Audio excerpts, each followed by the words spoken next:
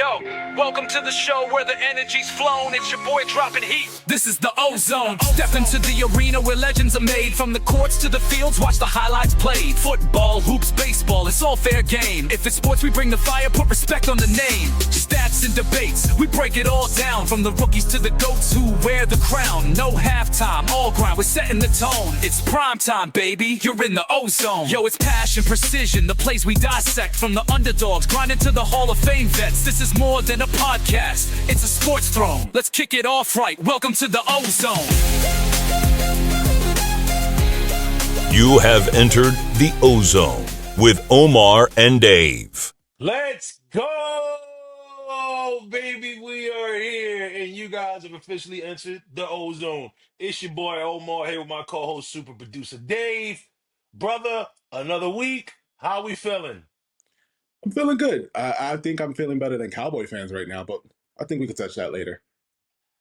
Yeah, I'm a little down myself, so I'm gonna be quiet on that one. But but right now we gotta open the show with some major news because is it time? Is it time to say goodbye to Pete Alonso? The amazing rundown. This past week, the Mets have pretty much announced that they're operating as if Pete Alonso will be signing elsewhere. This breaks my heart, brother. This breaks my heart. I have been for several weeks on this show preaching, get it done. Mets front office, get it done. Now look, I may have switched sides now on this topic, brother.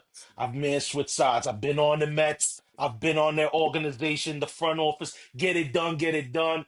But if you believe the rumors, and the rumors are that the Mets made a last-ditch effort to sign Pete Alonso by offering him a 3-year contract in the range within 68 to 70 million.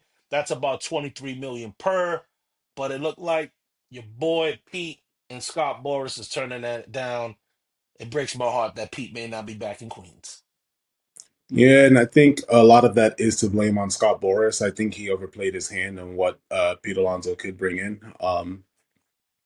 We we're on the brink of seeing him playing for another team, and I didn't think that was something. I think he was going to be a lifer as well, kind of like we spoke about David Wright last week.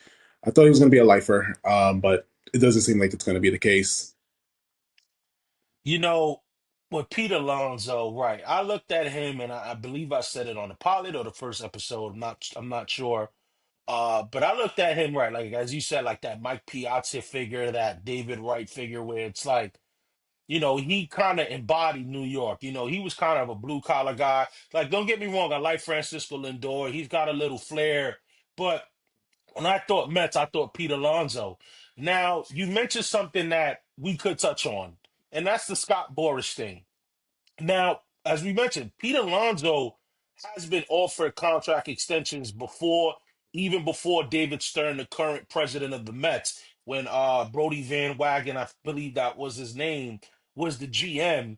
He offered an extension for Pete. Now, Pete has turned down extensions. He's even got rid of his former representation to hire Scott Boras for this reasoning. Scott Boras is the guy known to get everybody the fat contracts and back up that Brinks truck. But, Pete has become now a casualty of a lot of players that's not Juan Soto uh, and not getting the contract. I kind of think Pete overplayed his hand, man. And this is why my opinion has shifted. I was on Team Pete. I was on Team Pete. I was like, hey, Mets, get it done. Stop being cheap, Steve Cohen. You want to be George Steinbrenner, yet you're being frugal with certain players. But I don't think it's that anymore, brother. I think it's the Mets actually being smart. So it's showing that we got money, but we're also going to be smart with it. And I think I think Pete overdealt his hand, man. I think um, I think he should have took the extension. Not sure if he's going to get that from any other team. And then you think of which teams are available for him to go with. The Yankees were in the market for a first baseman, but we ended up getting Paul Goldschmidt. So right now his option seems to be, and this is the rumors, we have San Francisco Giants, we have the Angels, and then we also have, I believe, Seattle was mentioned. Yeah, yeah, yeah. So it's now at this point, and there is another team that could be looking for a first baseman, but Actually, Omar, do you want to cover this one? Who's the interesting one that we could bring up? The interesting. Well, we're gonna talk about. I'm not sure what you're alluding to. I'm gonna be honest, bro. But It's what a I it's a, will it's a say is this. junior. It's a junior. Oh well, I know what first baseman the Mets want. I, you know what I mean? I know what first baseman they want. Now, just before we get into that, um, you know, it's such a demotion, bro. I'm sorry. You when you go and I get it, like the Mets aren't the Yankees as far as the legacy and the aura. But the Mets got aura. The Mets got some aura. And you could tell that the aura is gonna grow, right? The aura is gonna grow. You go to Seattle, Anaheim, San Francisco here, but San Francisco arguably is the fourth best team in their division. This is a bad hand. Pete, I don't know what you did, Pete, man. Good luck to you. But as you mentioned, there is a first baseman that the Mets are thinking of filling in for Pete. And I'll tell you this, brother. As a Yankee fan, I hope it don't happen. As a baseball fan and as a New Yorker, I want to see it happen. And that's because Andy Martino from SNY has reported that the Mets have spoken to the Toronto Blue Jays regarding their first baseman all-star, Vladimir Guerrero Jr. This will be the upgrade of the upgrade, brother. Yeah. Um, and as a Yankee fan, I mean, get him out of our division. Just get our conference. Like, just get him out of here. I don't want to see you no more. No, Yeah. Vladdy's a great talent, and the Mets, that is a good pivot. If you're not going to get Pete Alonso, the Blue Jays are in a tough position right now because you don't want to lose him to free agency next year. So why not trade him before, he's no longer available to do anything with him? Um, and then they solve a problem where the Blue Jays could end up signing someone like Pete Alonso to help put a gap as well.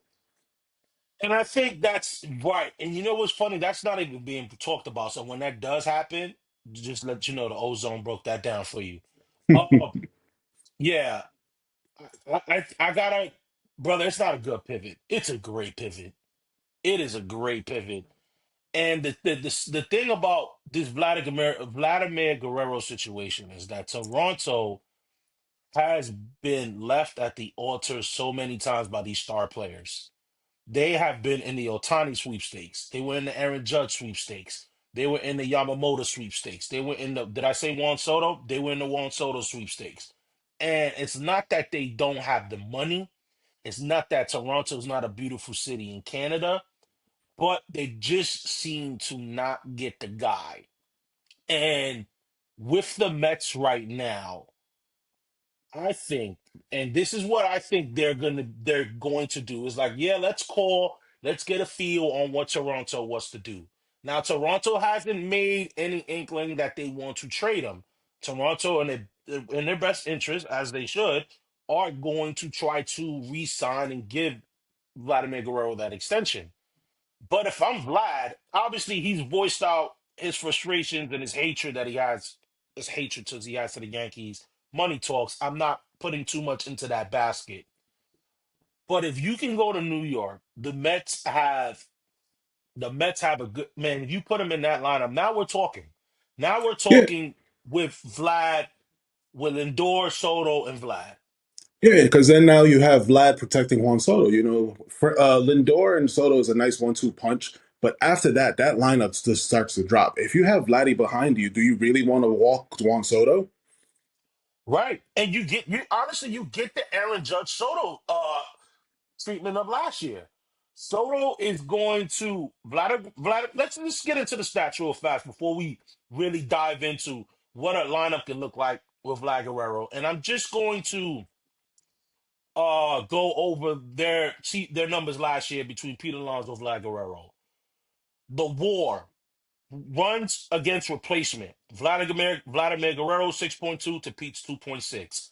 Now they played a lot of games. Vlad only missed 3 games this past season, playing 159. Pete played all year. Iron Man 162. But if you think about it, Vladimir Guerrero had two more plate appearances than Pete, but he has 199 hits with those 697 plate appearances, as opposed to Pete's 695 plate appearances. He has 146 hits. Pete had 34 home runs. Vlad had 30. But look at the RBIs. Vlad had 103 to Pete's 88. Batting average, Vlad is batting 323. OPS, on base percentage, is 396. His slugging is 544. His OPS 940, OPS plus 166. And I'm gonna be honest, these numbers aren't close. Dave's gonna have the graphic here. Thank you to Stathead. With that, it's not even close. Now, that's what we're talking about. That pivot. That pivot. This is if, brother, you're getting Vlad with Pete gone. Yeah. But if you don't do anything, the Mets lineup, as projected by Talking Baseball, is Francisco Lindor, Juan Soto, Mark Vientos, Brandon Nimmo, Jesse Winker, Francisco Alvarez, Jeff McNeil, Jose Siri, and Brett Beatty. Now, I'm not throwing shade. I know there's a lot of potential in Mark Vientos. He had a great postseason. I think he's going to be good. And the But thing about sorry to cut you off. The thing about yeah, Vientos is they were talking about moving him over to first base and bringing in somebody who's still available that had been around the thing. Alex Bregman, I don't know, but we'll see. yeah, and well, right now with this projected lineup, this is the lineup we're having Vientos at first. But like you said, this is not because you're having Bregman at third, which I'll be fine with. But you have Brett Beatty, a a promising prospect that really hasn't lived up to it so far. That I think the Mets were even trying to shop around last year. So this lineup this is not the lineup Juan Soto was in New York. Well, he's in New York, in the Bronx. I'm like Mark Vientos. Like I said, promising young player, great postseason, lived up to the moment. I think he'll be that guy. But this is not Aaron Judge behind Juan Soto. At the same time, now you get Vladimir Guerrero. Now we're talking. Now we're talking, hey, arguably maybe the best team in their division. But as it stands right now, I don't think the Mets are the best team in their division. I don't think they're better than the Phillies, and I don't think they're better than the Braves. Now, I did see on Twitter, some Met fans have been arguing this point, right, brother, about, well, we beat the Phillies. We made it, we made it the furthest of any team in our division. And I had to respond to it on Twitter. And I'm not much of a Twitter finger guy. I'm more of a Twitter lurker.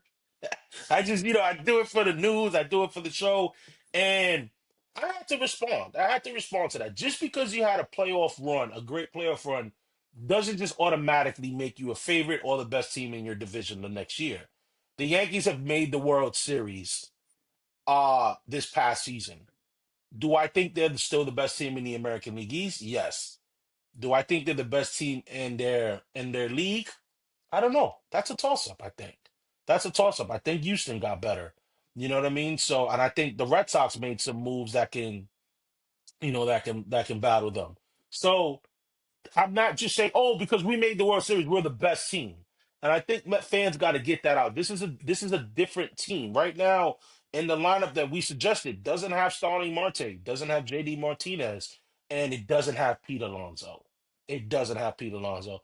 But brother, I ask you a question: with Pete being gone, is he looked at would he be looked at as an all-time Met? So you break it down, and you can anybody can find these stats. But Pete Alonso is a four-time All-Star. He was a former Rookie of the Year, and he was a home run leader that year as well. Um, when I do think of Pete Alonso, I do think of Matt. There are players that you start thinking of, and they're just like, what team do you fall in line with? And there are some that you just like, all right, I associate you with this team. I think Derek Jeter, Yankees. You think of certain players, and that's who they are. Pete Alonso is that guy. So seeing him in another uniform next year potentially is something that's like it's gonna look weird for a very long time. I think he's an all-time Met, but Met fans feel different. They may be fickle. It may be the woes of losing in the playoffs and not getting to the championship game that carries over and makes them feel differently about Pete Alonso. But I personally think he is an all-time Met. Um, it's hard to argue that though. It's hard to argue the numbers. He's three in home runs behind Darryl Strawberry and David Wright with 226. He's number one in at bats per home run. He's number three all time in slugging behind Mike Piazza and Darryl Strawberry. And his OPS, he's fourth behind Darryl Strawberry, John Olerud by Piazza. And I make those names because outside of John Olerud, those players' numbers are retired or will be retired, as we touched on last week with David Wright being retired in July. Those guys have their numbers retired on City Field. I think Pete is an all-time man. I'd agree. I just hope it doesn't. I just hope Met fans don't forget that he was with you guys shooting in the gym. He was there, you know, when things were bad. You know what I mean? He helped you guys get into the position of becoming a dynasty, as Juan Soto touched on couple months ago. This is this is a man that should be respected, and I hope Met fans give him that respect. I hope Met fans give him that respect of being that guy to, during the dark days, he was there, he produced. He didn't have the sexiest guys batting behind him. So like you said, it will be funny to see Pete Alonso in another uniform. But I think he's definitely is an all-time Met. And whatever team he signs with, if they end up playing the Mets at City Field, they should give him a standing no, make him a nice video package. And speaking of video package, this past week, one man didn't get it, but he did get a good ovation, and that was Julius Randle in his return to Madison Square Garden. We're going to touch all of that right now with This Week in Knicks. This Week in Knicks. So, This Week in Knicks, brother, we got it wrong again. We got it wrong again. We projected a 3-1 Knicks record for the week. They said, you know what? Nah, that's too high. We'll go 500 as the Knicks beat the Milwaukee Bucks on Sunday. However, they did lose Monday, the second game of a back-to-back to the Pistons, and that was the game, if you remember, brother, last week, I You were tossing floored it. with You were that. tossing. I You were. was tossing up because the way the Knicks are playing, that erratic inconsistency, you don't normally sweep a back-to-back.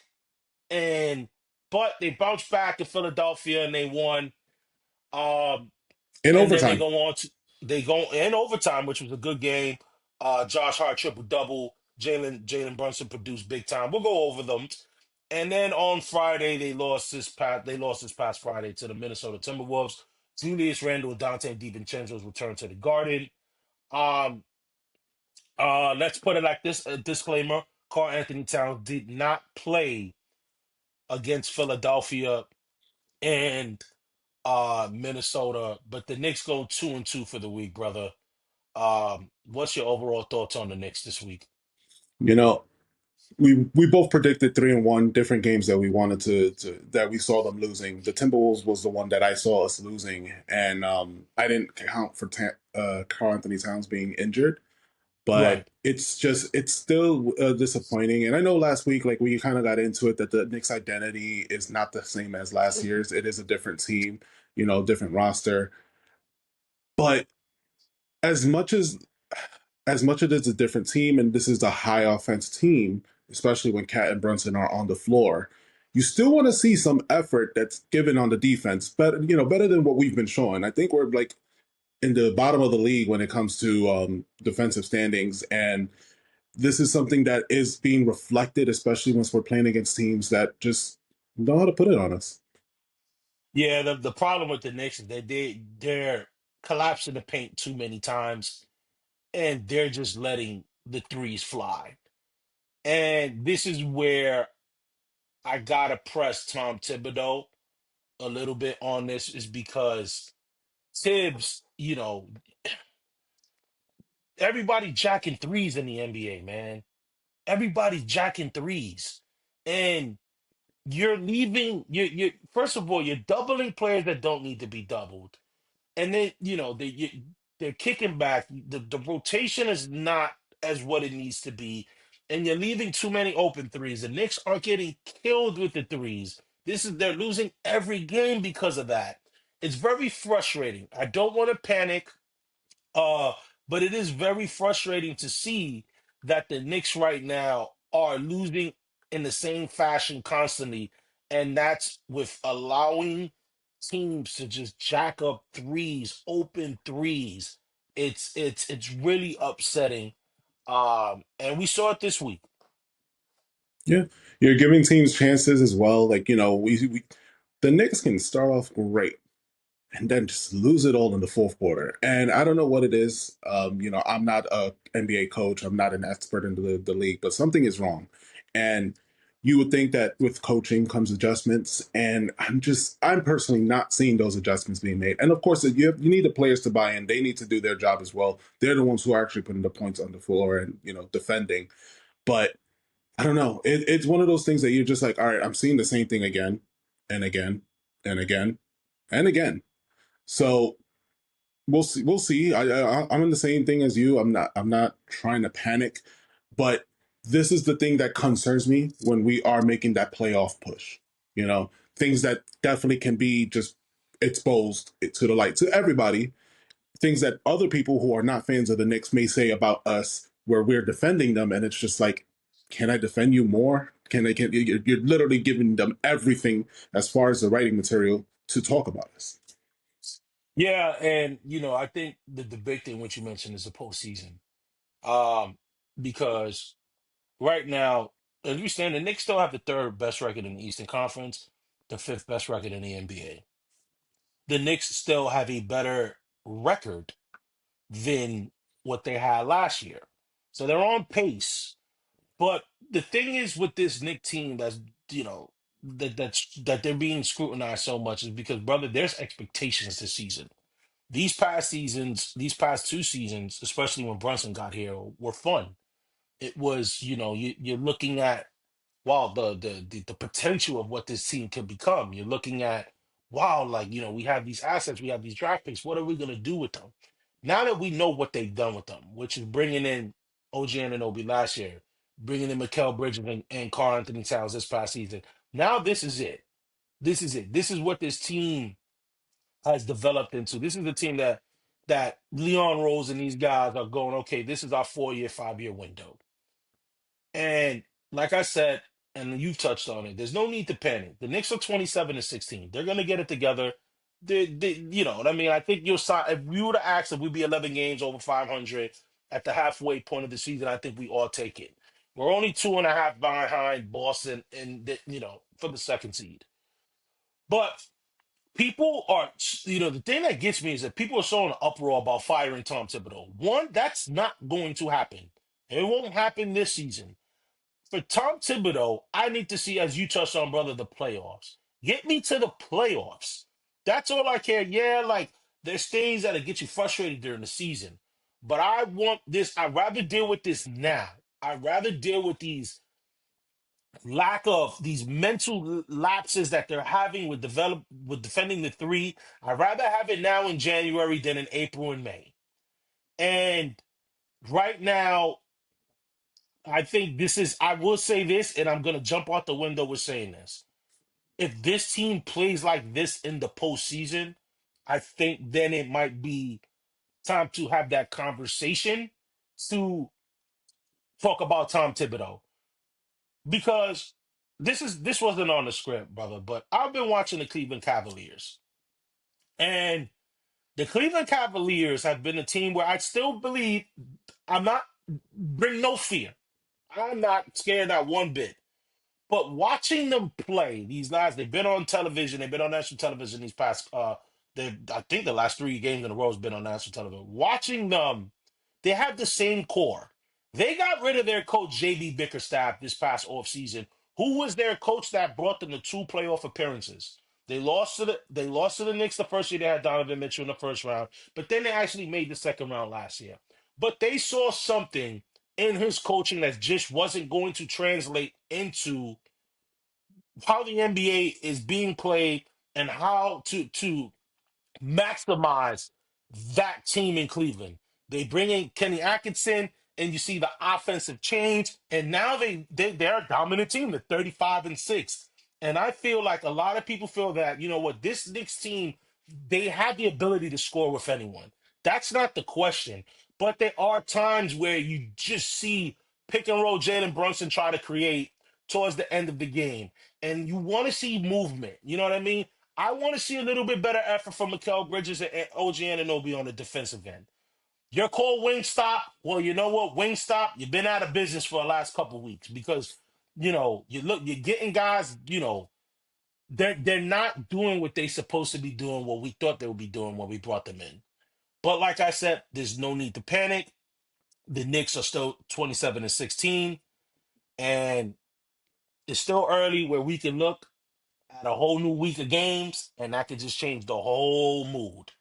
So right now, guys, this week the Knicks have 3 games on the docket. With today, 2 hours from now. Well, is it 2 hours from now? No, 3 hours from now. From when you're watching this show, hopefully you're watching it live, 12 p.m. Monday. The New York Knicks are playing the hated Atlanta Hawks. Trey Young back in the Garden.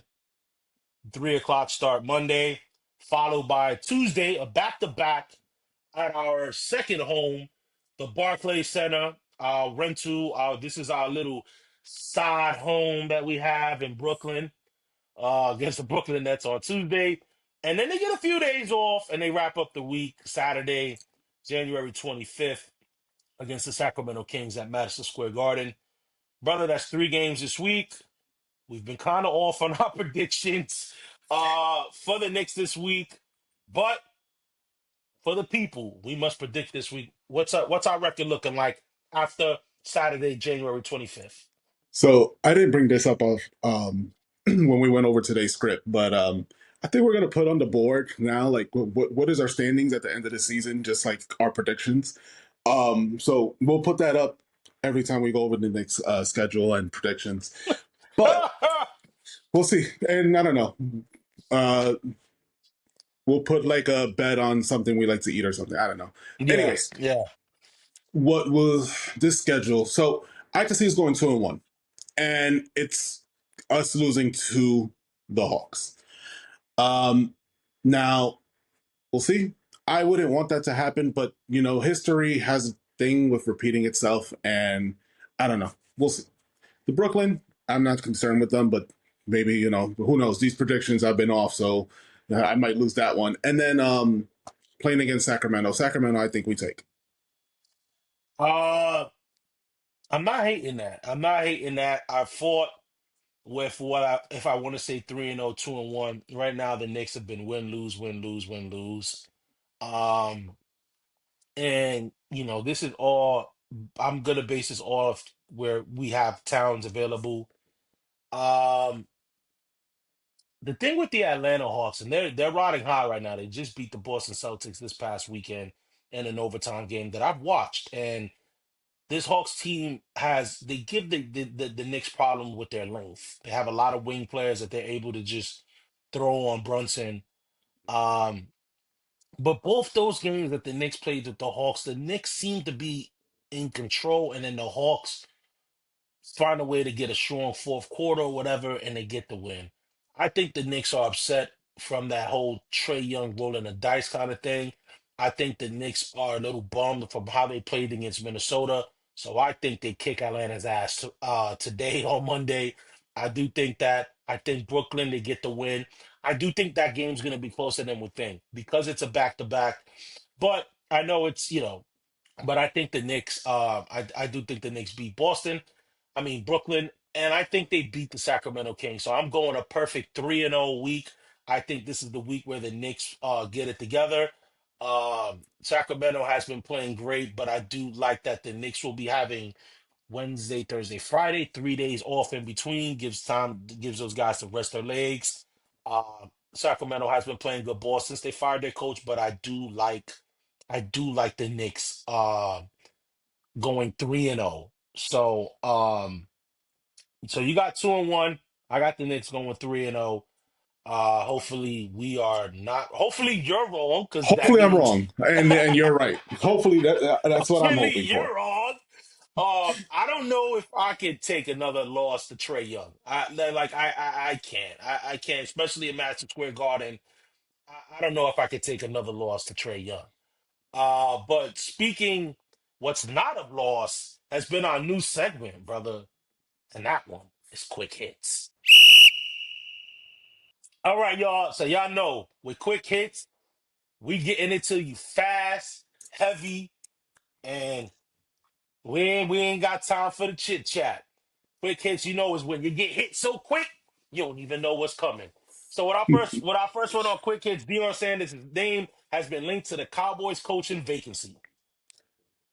I think this is a bunch of hoopla, bro. To be honest, I think this is more so Jerry Jones, reaching and trying to get a headline while the playoffs are going on and trying to get eyes on the Cowboys. The Cowboys have a lot of problems, and I don't think you solve that with getting Prime. Don't get me wrong, Prime is a great coach, and I'm sure he would bring great things to the Cowboys. But they have bigger problems. You haven't been to the NFC Championship in 30 years, and now you officially are the longest drought in the NFC. So you have a lot of things going wrong for you. Kellen Moore is apparently the runner up to be the coach for the Cowboys. So we'll see what happens there. He has some familiarity like with the Cowboys. He's been there before. And they also interviewed Robert Salah this week. So I don't know. Yeah, Cowboys has been on stake, no sizzle. This I don't know what this does. I think this is just a little like, as you touched on hoopla. It is what it is. Dion, don't do that. I like you. Don't do that to yourself and go coaching that badass team. And then Alex Ovechkin, he's 21 goals away from breaking Wayne Gretzky's all-time record of 894. Man, look, Wayne Gretzky is the GOAT. I don't follow much hockey, but I think we all know that name, Wayne Gretzky. And anytime you're in that conversation with him, you can't do nothing but respect and honor that. Alex Ovechkin has been a great hockey player, just like Sidney Crosby. And 21 goals. I hope he gets it this season. This past week, the Yankees were let down as they found out Japanese pitcher Roki Sasaki was not signing with them, and he signed with, it's a shocker, the Dodgers. What's your thoughts? I don't know. Something's fishy over there. I don't know. It might be all the sushi, but um, I don't know, bro. There's something to be said about the Shohei Ohtani being on the Dodgers. I there's a lot of influence there, and I get it. There's a big Asian market. That's why Blue Jays were also considered. I know there's a huge Asian market over there in Toronto as well. But I don't know. And I know for a fact we were not in the running. It was just a name that was thrown out there just so he can see what prices were being offered. But the Dodgers, I think, were going to be his favorite. Yeah, you're hearing that now that there might be an investigation where the Dodgers may have had conversations before the negotiation window even started. So, not surprised by that. It seems like the Dodgers are going to be the home for pretty much every foreign player coming out of Japan. Yep. Butler returned to Miami this past Friday for the Heat. Um, Post game interview, they're talking about that he may be traded still. Do you think he should be traded? The thing with Jimmy Butler is really messy. What do you do? He's got a big contract. Don't know how you're gonna move it. You're gonna have to match the money. He has referenced that he still wants to be traded. They brought him back. You have to bring him back. It's a tough situation. Hopefully they can get it done for their sake by the trade deadline. If not, this is gonna be a long drawn out season for the Heat, and I'm not hating it. And speaking of hate, the 76ers announced that Joel Embiid will be out an additional 7 to 10 more days after increased swelling in his left knee. Between injuries and suspension, Joel Embiid has only played 13 games this season. Should they move on from Joel Embiid? I think they should move on. The process is over. Mike, anything you'd like to say? Trust the process. Thanks, Joe. We've seen what the process has brought to them, and I think that experiment is done. Don't get me wrong, Joel Embiid, when healthy, is an amazing MVP caliber player. Unfortunately, health is the downfall for this player, and I wouldn't want to touch him. There were links of Leon Rose and maybe if Embiid was available coming to the Knicks, but I wouldn't touch that with a 10-foot pole, um, or in his case, 7 foot. I just avoid him as much as I could. Look, man, Joel Embiid is making 51 million. He's going to make 55, 59, 64, 69 in the next 5 seasons. Good luck to that, Philadelphia. Yeah, we don't like Philly over here. All right, so Roger Goodell is talking about making it 18 games going forward, and this is something they've been talking about for a few years, but it came up again during the season, and they brought it up again recently in an interview with him, and they want to get to 18 games. Now, my personal thoughts before I ask what you think is you've already seen an increase in injuries, and that may be just, injuries are just a part of the game. We get that. But there is an increase in injuries, and that may also be attributed to different other things turf, grass, yada, yada, yada. But I don't think that the NFL should go to 18 games. I don't like how the records look at the end of the year with the 17, but I don't know, 18 is a little too much. You take off of another preseason game, and then these guys are going to be hurting. And they're also talking about maybe even another bye week. So we'll see how that plays out, but I'm not a fan of it. He did say it was a logical step when talking about it. It's gonna happen, brother. I don't think they care about the injuries because if they did, they wouldn't have Thursday night games. It's as simple as this. You already know, and it's been for conversation for the last couple years that the NFL are making ways to shift the Super Bowl into that President's Day weekend, where it's making that Monday after the Super Bowl holiday. As we know, that's the most called off day in the year. So the writing's on the wall. We're getting that schedule, and we're also going to be getting that holiday Monday after the Super Bowl. So I'm not hating it. I don't play in the NFL. It is what it is. Speaking of the NFL, we had some playoff games at this recording. We know that the Kansas City Chiefs have made the AFC Championship yet again, and the Washington Commanders they pulled up the upset and they beat Detroit. As we're recording this, we'll also know who won LA, Philly, and Buffalo, Baltimore, but we don't know that right now as we're talking about it. So, brother, who you got? LA, Philly, Buffalo, Baltimore, who do you got? Quick comment. The Lions really let me down. They were my favorite to come out and, go to the Super Bowl, but I really hey, wanted them to win too. I get your reason. As far as my favorites for today's games, I will never root for Buffalo. This is something that anybody who knows me, I don't root for anybody in my division. I don't care what the stakes are and who's the opposite team. So, in But this who do you game, think is gonna win? We're not saying who you rooting for, brother. This is who you gonna win. Look, I had to pick the Packers last week. I mean, I had to pick the Eagles because I knew the Eagles were gonna win. quick No, you're question. not. You're not down to the bullet. Who you think is winning? I ain't saying who you like. Who's who you can't go for. Who you picking? My heart is rooting for the Ravens, but I think the Bills win this game. Now, quick question: is Zay Flowers playing? I saw a report Friday that he wasn't practicing all week yet, still. So I don't know if anything's changed from there. But if Zay Flower plays, I give the Ravens a chance. But I think the Bills win this game, especially Josh Allen. He's having an amazing season. He should be the MVP by the end of the season. I hate you. There's many reasons why I hate you, but I hate you. And the next game. Sorry, let's just move on. LA, I'm LA, LA, LA I'm Eagles, done LA talking about the Eagles, Bills. Oh LA my god, Eagles. I'm losing my hair. I'm losing my hair over here. Um, in the LA Philly game, LA really showed us that why they got to the playoffs. They started off really, really like slow this year, so we'll see what happens. But I am rooting for the LA to win this game. But Eagles, I think, take this game as well. I got LA. I got the Rams, and it's not because of my hatred for the Eagles. I just think the Eagles' inability to score. I think they're too reliant on Saquon Barkley, and the Rams' defense looked great last week. Their defense has been looked great the last 6, 7 games leading into the playoffs. And I think Jalen Hurts is bound to turn over the ball a few times. I think their defense is going to be able to get them some points. Buffalo and Baltimore, honestly, man, that is such a toss-up game. I think Lamar's secret weapon is Derrick Henry, which is not such a secret. I think Derrick Henry. I think if he's able to run the ball, I think Baltimore wins this game. I'm going with Baltimore, so I got Baltimore and LA. Tonight, brother, the national championship game Notre Dame, Ohio State. Who you got? I got Notre Dame coming out of this one. I'm not going to pretend like I'm a huge college football fan. I do root for Michigan, but out of these teams that are playing tonight, I want to go with Notre Dame. Oh, I got Ohio State. I got a personal friend that actually coached the wide receiver there, and I'm so sorry that I'm drawing a blank on his name, but I'm going with Ohio State for personal reasons. But I do think Ohio State will win. Notre Dame always finds a way to choke in the big games. I never forget when they made the national championship that several years back with Tayar, the linebacker. They just always find a way to choke at the end. So I'm going with Ohio State.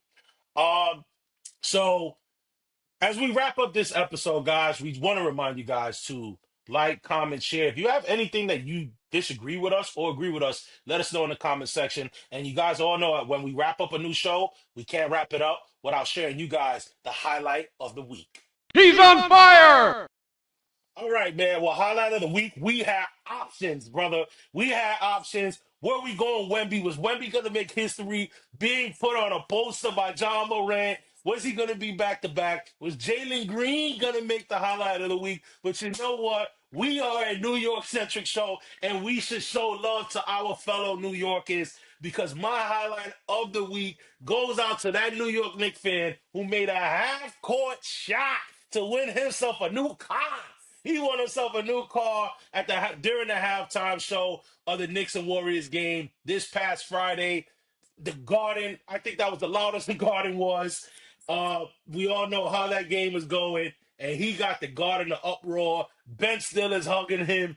This was great, a great moment for him. Shout out to him. He won himself a car, and he won himself a place in the highlight of the week here on the Ozone. So kudos to you, man. I love when moments like that can happen. But Hey, you want a guys, new?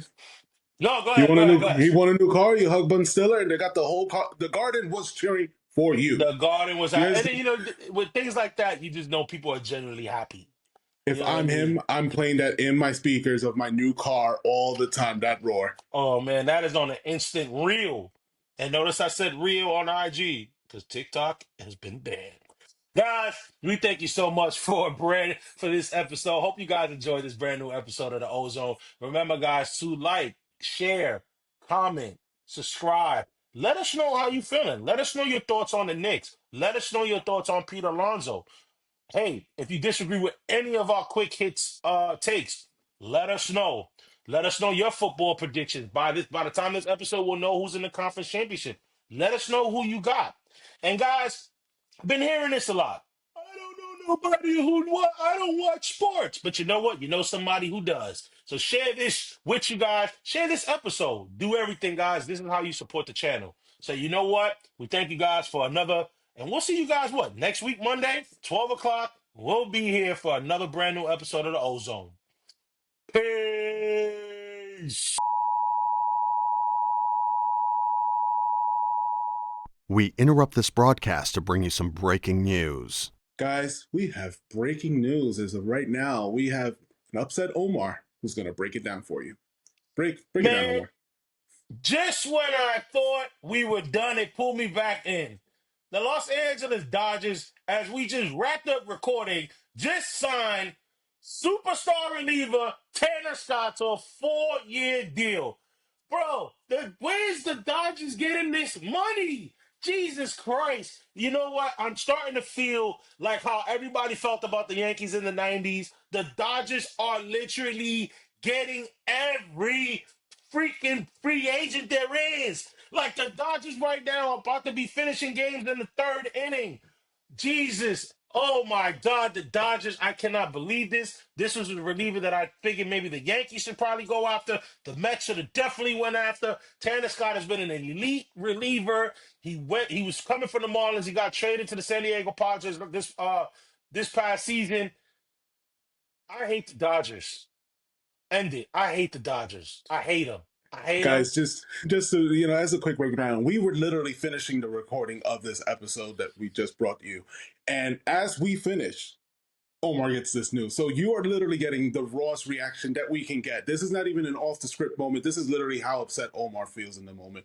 And I love it. We're wrapping it up. I hate the Dodgers. Wrap it up. Later, guys. This is more than a podcast. It's a sports throne. Let's kick it off right. Welcome to the Ozone.